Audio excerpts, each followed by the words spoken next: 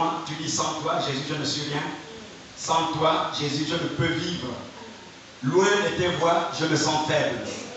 En ta présence, je suis fort. C'est un témoignage. Amen. Merci Seigneur.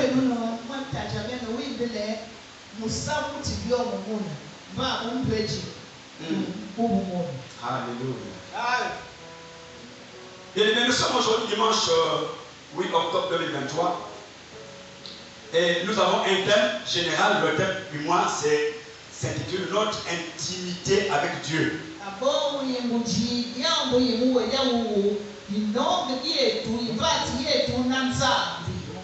Donc le thème général de tout le mois d'octobre, c'est notre intimité avec Dieu. Et le sous-thème de ce jour s'intitule Dieu est dans les faibles commencements.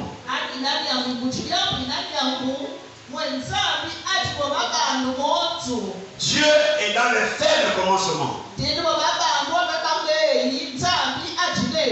Et nous parlons d'intimité. Pourquoi est-ce que nous parlons d'intimité? Intimité avec Dieu. Parce que l'intimité, c'est une forme de relation profonde.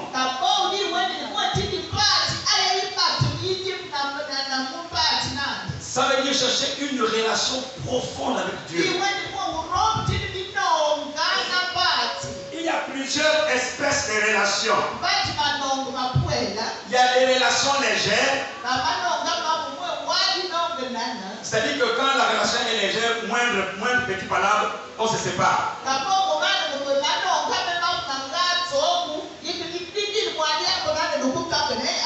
Mais il y a des relations profondes. Très profondes. Quel que soit le problème, vous êtes obligés de faire ensemble. C'est ce genre de relation-là que Dieu réclame. Que ce soit bon aujourd'hui ou mauvais aujourd'hui, nous serons toujours intimes. Nous serons toujours dans la relation. C'est cette relation-là que Dieu cherche. C'est pourquoi on parle d'intimité.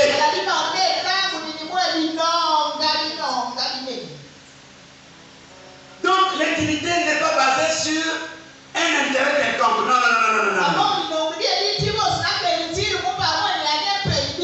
Quand nous sommes dans une relation d'intimité, il n'y a pas d'intérêt. On veut seulement rester ensemble. Parce que l'un sans l'autre, on ne peut pas marcher. L'un ne peut pas vivre sans l'autre.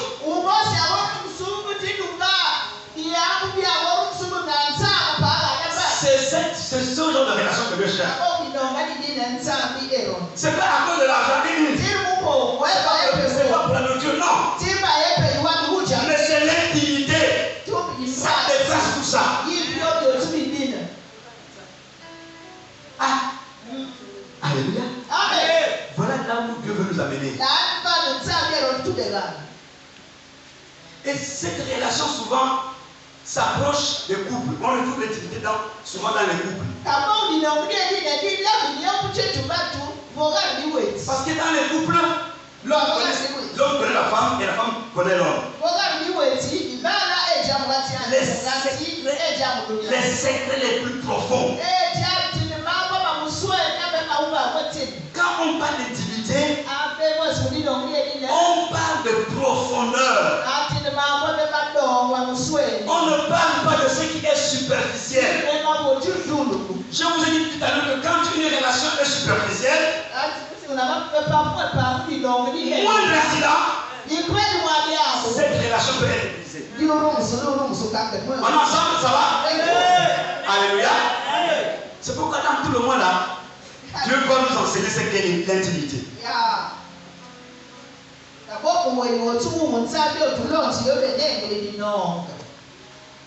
Wow. Alléluia. Et laisse-moi te dire que c'est dans l'intimité que les grandes choses s'accomplissent.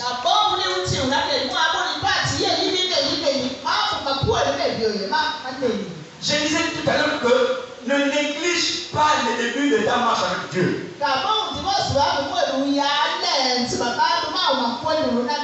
Ne néglige pas les débuts de ta marche avec le Seigneur.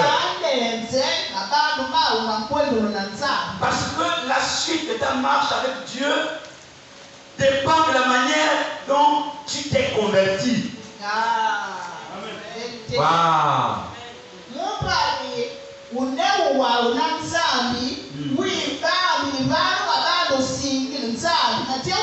Wow. Si je suis tourné dès le départ, la suite de ma marche peut être difficile.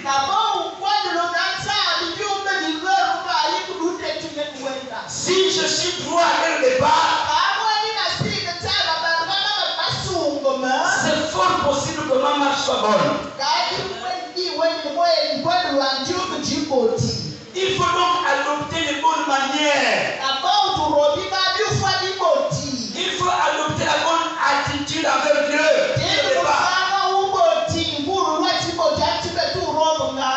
Dès le départ. Alléluia. Il ne faut pas négliger les faibles commencements. Ce que tu fais déjà avec Dieu, c'est bien. Continue et ne te décourage pas. Dieu tient compte des faibles commencements.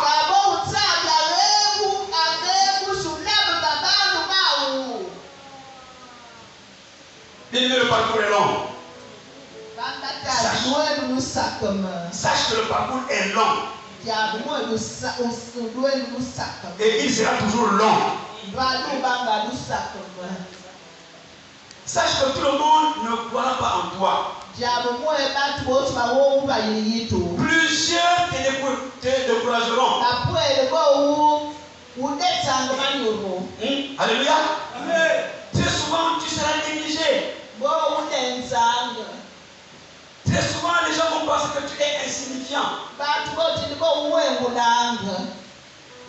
Mais ne t'en fais pas. Si tu t'attaches à l'intimité avec Dieu, les choses vont s'améliorer. Parce que tant que Dieu est dedans, tant que Dieu est dans ce que tu fais, rien ne pourra interrompre ton parcours. Tant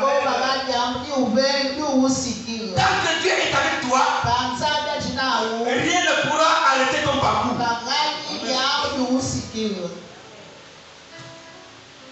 Bien aimé, quand Dieu te donne un kit, il te donne un kit complet.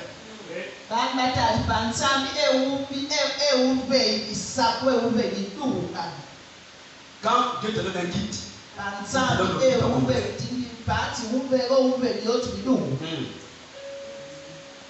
si Dieu te donne un don, il va compléter tout ce qui est afférent à ce don-là. Si Dieu t'appelle à le servir, il va t'équiper. Alléluia. Parce que Dieu ne donne pas à moitié. C'est pourquoi tu ne dois pas négliger les faits de commencement.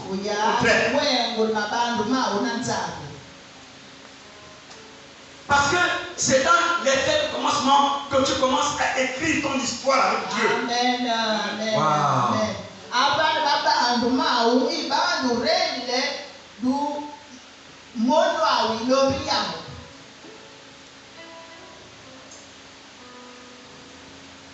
Les fruits de l'esprit sont un kit complet de Dieu.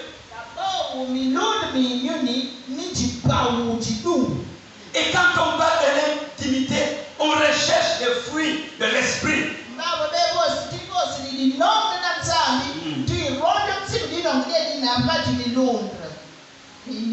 C'est pourquoi la marche chrétienne est pareille et semblable à une course de fond. Le marathon.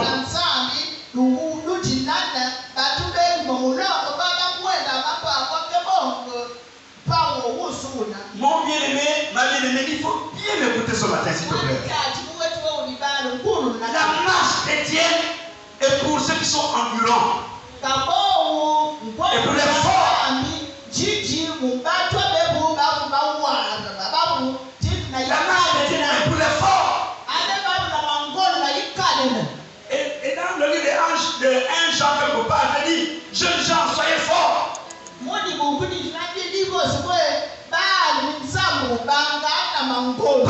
vous avez vécu le diable. Alléluia. Jeunes gens, soyez forts. Donc la marche chrétienne est une course de fond. Ce n'est pas une course de vitesse. Cours à ton rythme. Marche à ton rythme. Pourvu que Dieu soit avec toi. Cherche la face de Dieu. Cherche la face de Dieu.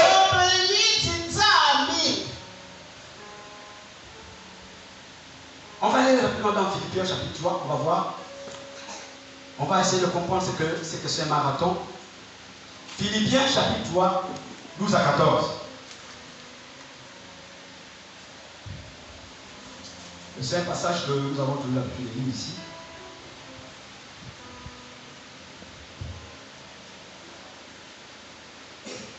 Si tu es là, tu peux lire. Philippiens 3, verset 12 à 14. Philippiens chapitre 3, le verset 12 à 14. Exact, c'est ça. Il a parlé de leur français courant. Je ne prétends pas avoir déjà atteint le but ou être déjà devenu parfait. Mais je poursuis ma course pour m'efforcer d'en saisir le prix.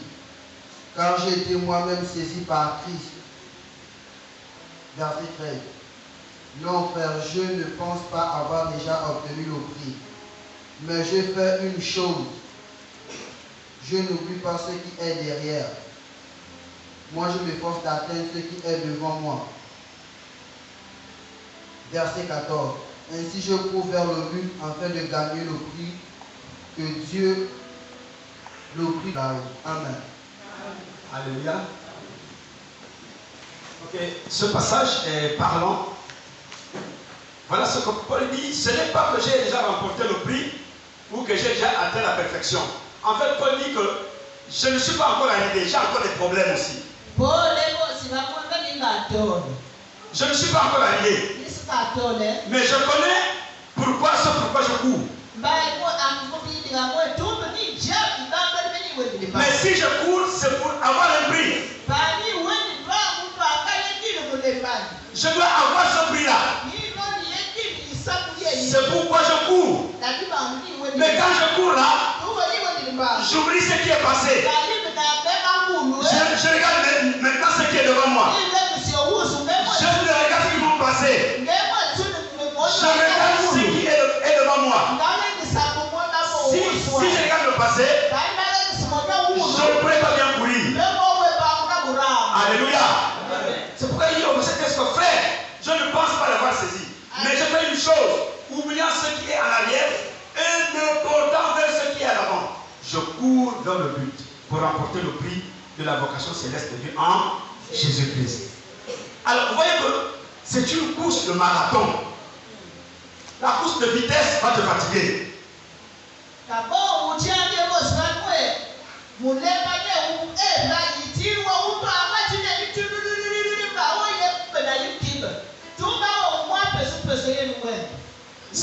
Alléluia. C'est pourquoi il faut éviter d'imiter les mauvais modèles. Il ne faut pas imiter les mauvais modèles.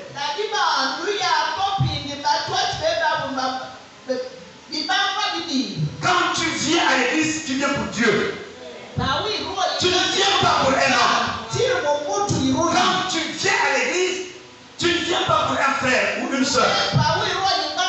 Quand tu viens à l'église, parce que tu as un but, c'est de gagner la couronne de la vie éternelle.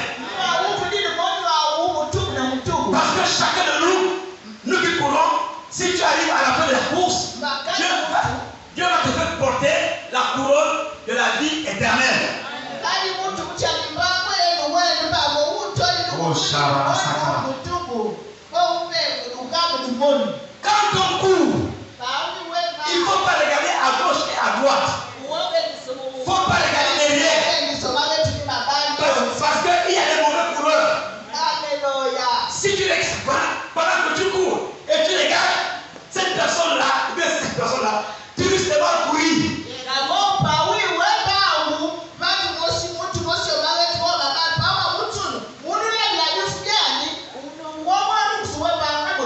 Quand tu cours, il faut courir comme ça. Alléluia. Il faut courir tout droit. Si tu regardes à gauche ou à droite, bien aimé, tu vas mal courir. C'est pour cela que vous voyez, quand dans certaines compétitions, on a tracé les couloirs.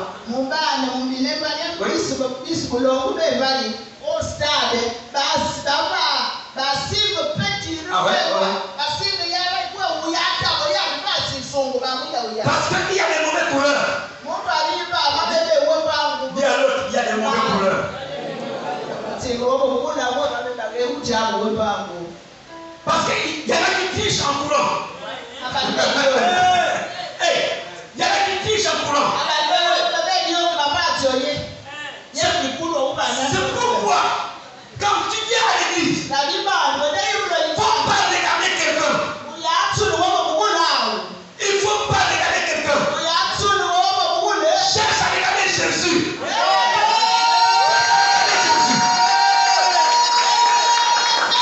Parce que Jésus. Jésus est le bon modèle. Si tu regardes quelqu'un d'autre, il va t'affecter la mémoire. Il va te gaspiller.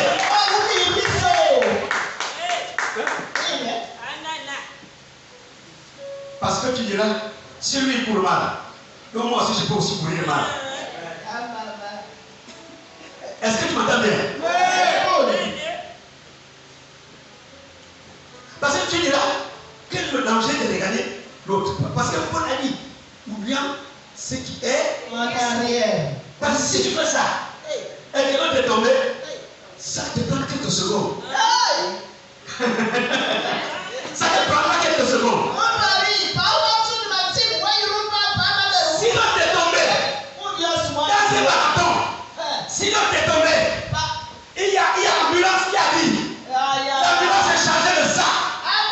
Ce n'est pas toi le coureur. L'ambulance est chargée de ça. L'ambulance va le ramasser. Oui. Oui.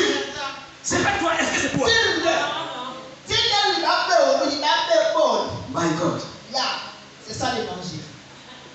Il y en a qui sont, vous savez, il y en a qui disent, oh, tu es comme ça. Oh, moi aussi. Écoute-moi bien. Si tu suis ce conseil-là, quand tu vas arriver au ciel, écoute-moi bien. Écoute-moi bien.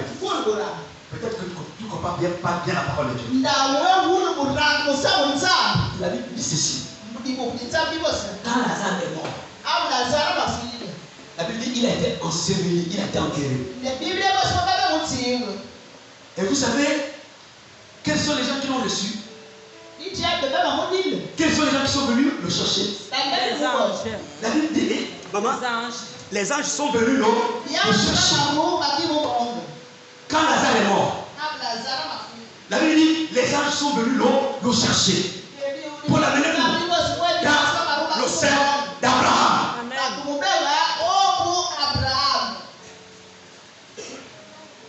Si tu cours bien, le jour où tu quittes ce monde-là, ce sont les anges qui viendront. Tu ne l'as pas arrangé.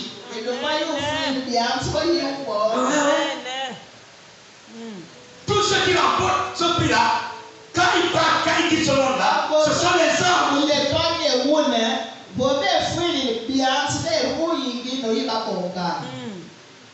Il y a l'autre, quelle gloire.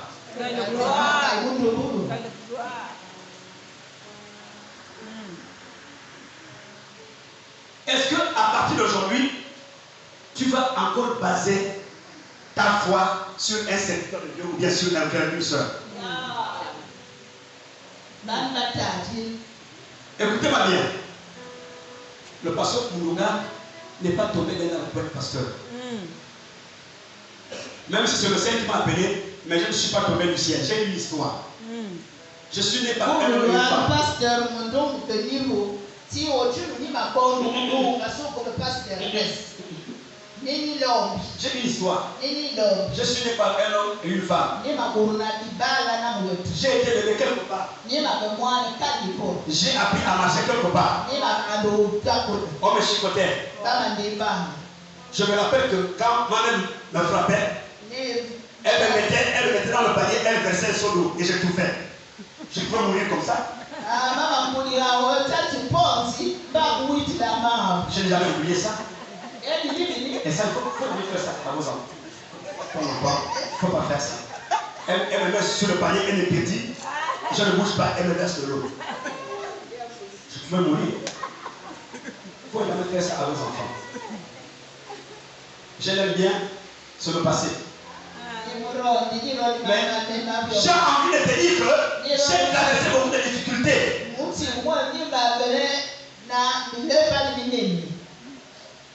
Alléluia. Amen. Chacun de nous a son histoire. Amen. Si j'aurais suivi les pères spirituels, je ne serais pas pasteur. Parce que, honnêtement,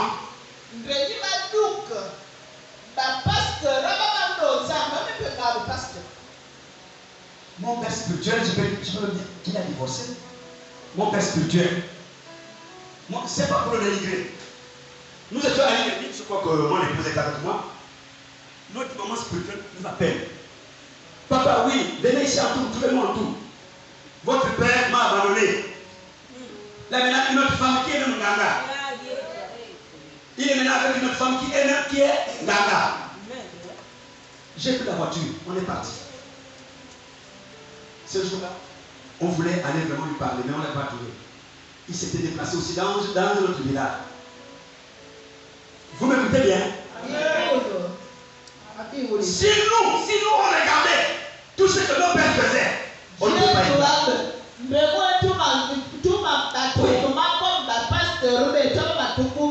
Comment vous comprenez ça?